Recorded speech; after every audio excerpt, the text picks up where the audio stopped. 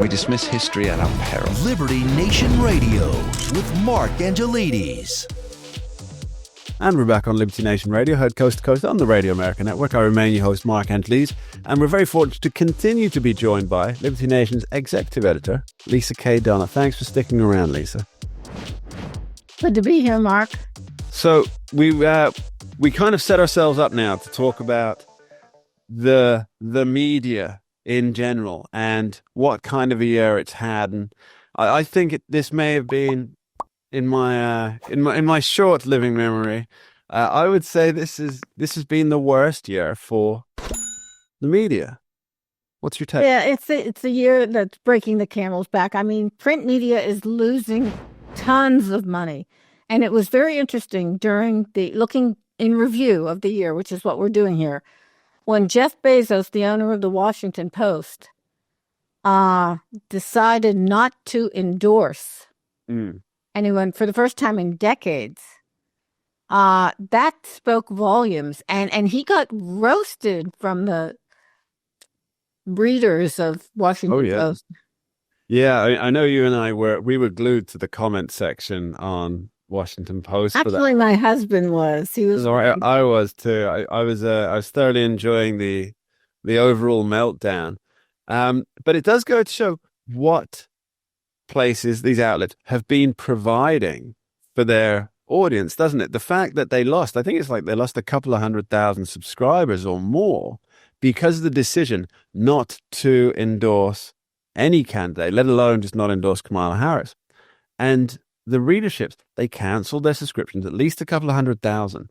And they did it because in their minds, Washington Post was not defending or bolstering their side of the argument, which kind of makes you wonder, what was Washington Post selling to its audience? Because they certainly weren't selling not just the Washington Post. I don't want to. Of course. I don't want to pick on the Post because I think there's plenty of other, guilty parties in this party game. And it's across the nation, and these people are having to downsize their newsrooms, et cetera, et cetera. I mean, look, just in the last 8 years, the nation has a lot more competition than we used to in the alternative media. I mean, there's just a lot of different places. And Americans are increasingly not going to those standard places to get their news. And that is the problem when you're trying to make money. Yeah, so I think it's the difference between presenting and hoping that people pick up what you're putting out, or adopting something to appeal to a specific audience. So you have, as I say, you've got the New York Times on one side, and you've got on the other side, you've got places like Breitbart. And each one is considered either far left or far right, depending on which one you're looking at. But each of them caters to their audience. And to keep the coffers full, they have to. But when they try and sell themselves as this bastion of free thought and truth and unbiased analysis, well, that's simply not a tenable situation. Like we discussed MSNBC earlier in the show, and one thing really struck out to me on the election night coverage of MSNBC, which I was glued to. I thought it was a fascinating meltdown. Again, as it was in 2016. But you had, towards the end of the night, all the hosts were saying, we're losing. We've lost this. We have lost. We. And I knew that they were obviously in support of Kamala Harris there, but I found it jaw-dropping that they would be so open as to just say, we, because what they're telling you is, if you are following us, you are only going to get one side of the story. And I think that's been proven.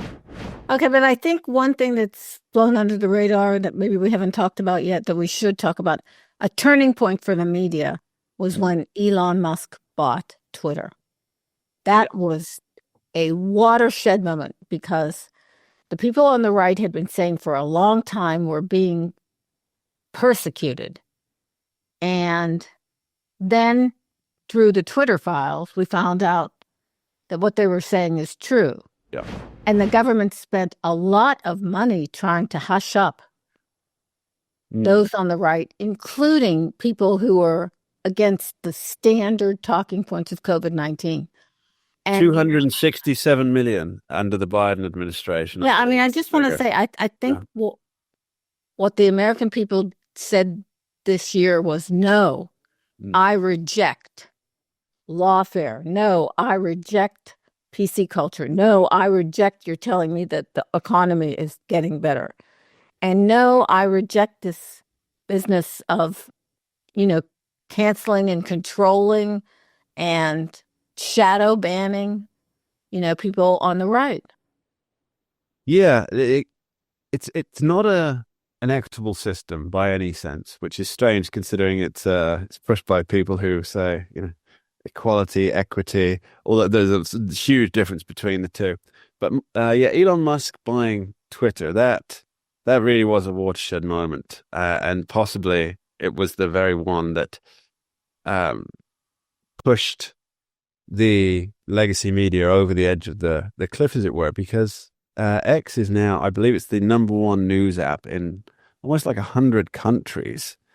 And of course, people don't, especially the younger generations who are going to be far more influential over the next decade, they don't get their news from CNN, for example. Unless, of course, they're stuck in an airport lounge and there's no Wi-Fi, which is, or a doctor's surgery somewhere.